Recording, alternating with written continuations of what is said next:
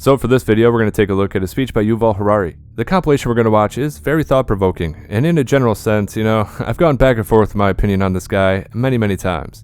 There's quite a bit that doesn't seem to add up. However, he does have a competent grasp on what drives these agendas. For example, what is driving this global revolution? Well, in this video, he claims that it's a combination of governments trying to acquire more power and the markets who are trying to accelerate growth. Now, what I gather from this is that when these two ideas converge, authoritarianism rises and threatens the freedom of pretty much everybody. Overall, I suppose I don't disagree with the premise that the fourth industrial revolution is going to change everything. I mean, it will change the entire world. And those who are not aware of the drastic changes coming our way will simply, or I should say, run the risk of being left behind. This is his view on how everyone, or rather the vast majority of people, will inevitably become economically useless. If in fact this is the case, well, there's no blueprint for this future possibility.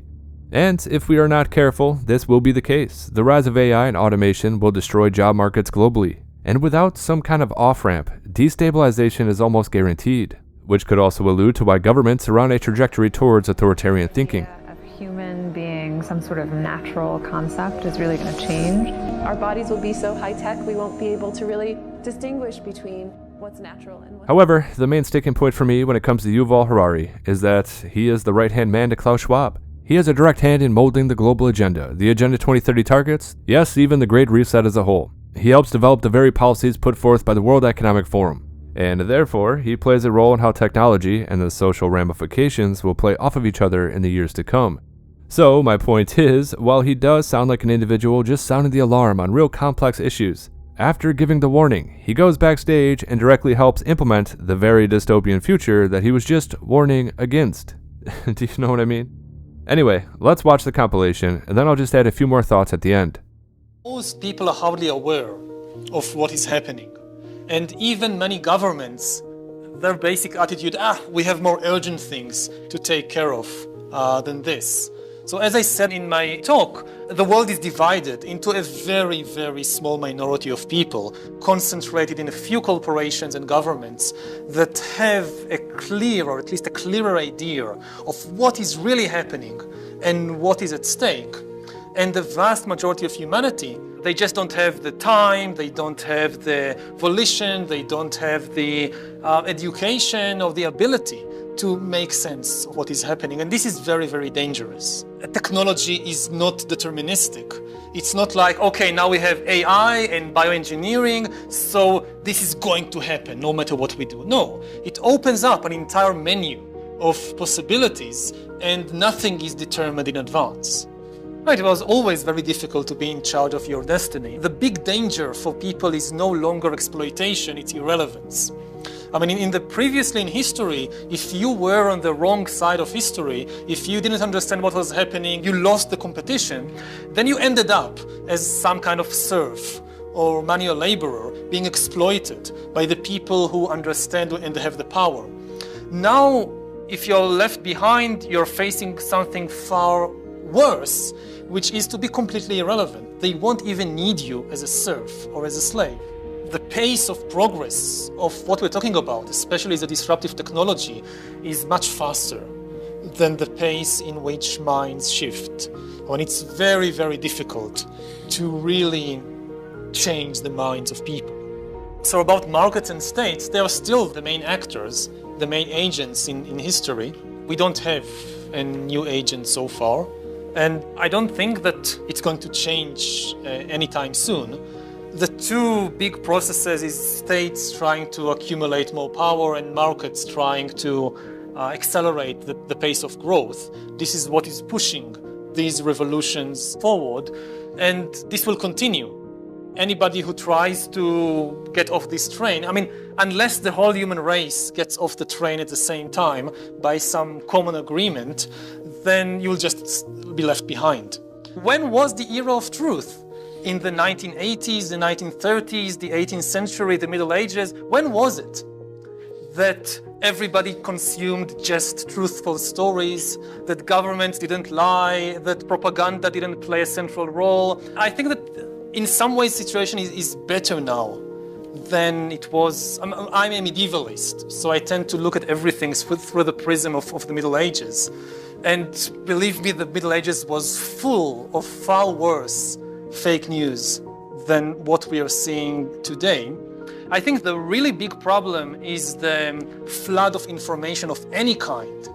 Even the truth is problematic when you're just flooded by enormous amounts of truthful but irrelevant information, or too much information to make sense of and to create some kind of meaningful picture. Are really missing is not just the ability to tell the difference between what's true and not true, it's the ability to make sense of the big picture. I don't think that a government of scientists ruling the world will necessarily do a better job. What we need is not to get rid of the states or get rid of the corporations, but to get them on board and to work with them and through them. Given the ability to re-engineer bodies and brains and minds, then our imagination too is up for grabs. So I can tell you what sapiens like us would like to do with things like bioengineering or direct brain-computer interfaces. They would like to extend their lifespans, to be more healthy, to be more beautiful, and so forth and so on. But once you change the basic parameters of the human brain and of the human mind, I have absolutely no idea what the new kinds of entities would like to do with these technologies. So far in history, what we have seen is humans just like us changing the world outside them. So they cut down forests, they build bridges, they build factories, all kinds of things.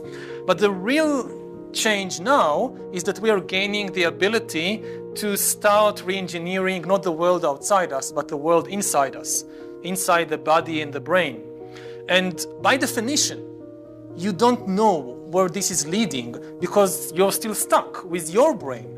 So if you can imagine what the future entities will do with the technology, they are not superior to you. They are just like you. There is biological engineering, which is taking the body as we know it, as natural selection shaped it, and basically speeding up natural selection with all kinds of help from intelligent design.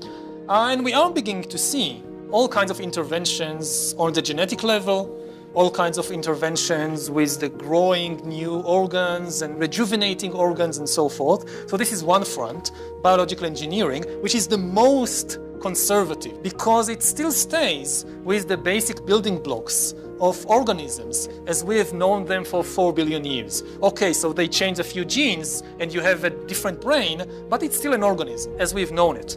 The second approach is more radical, and this is to start combining organic and inorganic stuff. So direct brain-computer interfaces, replacing organic hands with bionic hands, adding to the body a second immune system, which is not organic but an inorganic immune system made up of millions of tiny nanorobots inside your body that diagnose cancer and eliminate all kinds of diseases and so forth. But the main command and control center is still your organic brain, which is connected to all kinds of devices or computers, can serve the internet, whatever.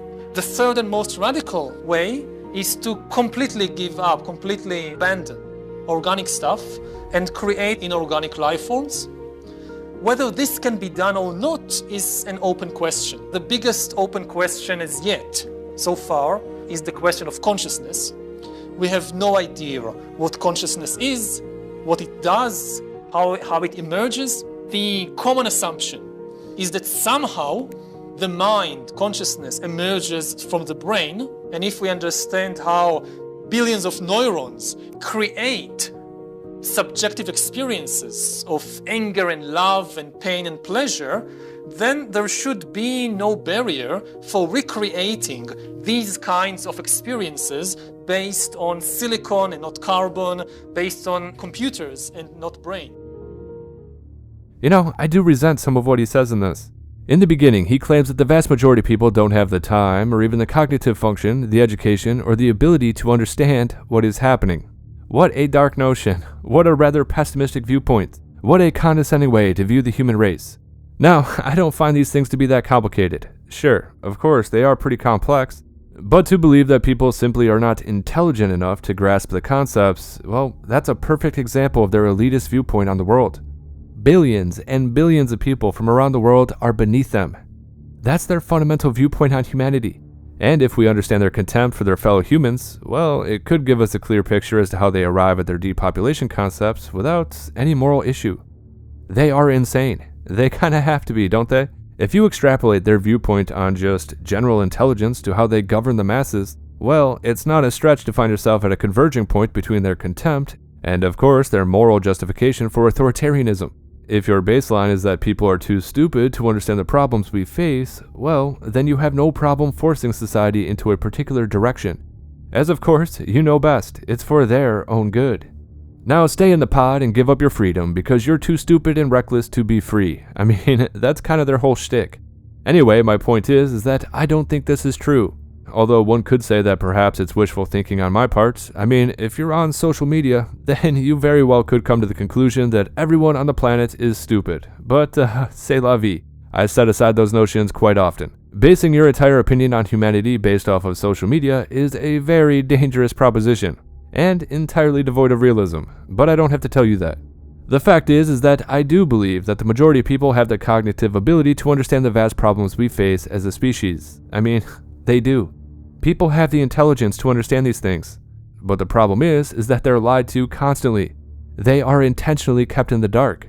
No one, not a single person, can formulate some hypothesis, an opinion, or just, gain some sort of understanding of their reality if they are intentionally and perpetually being kept in the dark. I think the main problem is that governments, the media, big tech, well, they work together to keep the fundamental truths away from as many people as possible. And they seem to do this out of, fear. If people realize the true extent of which we are run by clowns, or if people understood the contempt that global leaders have for their fellow humans, or if people realize the true existential crisis that we are facing as a species, well, then revolution wouldn't only be possible, but it would become inevitable. If people realize that they are setting up a massive technological control system to monitor and change your behavior on a mass scale simply because they view you as too stupid to manage your own life, well, that inherent truth threatens their grasp on power. Hence, they keep said truth hidden. If we all had more honest conversations about these issues, then I'm sure we could come to some solutions. However, those in power seem incapable of allowing it, and it's due to their fear. Fear of destabilization, fear of losing their seat at the table, fear of the consequences, and fear of losing their way of life. Throughout history, a lot of dictators make their biggest mistakes when they find themselves consumed with fear. And I'm pretty sure that's the point we're at right now. Another point he makes is that the biggest danger is no longer exploitation, but rather irrelevance, and I have to disagree with him again. Exploitation is always going to be a major issue that we face from the powers that be. And to get a better understanding of this, we just have to look at some of their quote-unquote solutions for the new digital age. Yes, they want to give people crypto for allowing their biometric data to be farmed. They exploit people via carbon credits and offsetting emissions, social credit scores. They have plans for poor people to be paid to be NPCs in the metaverse. And yes, that is very, very dystopian. The fact is that they're exploiting people non-stop.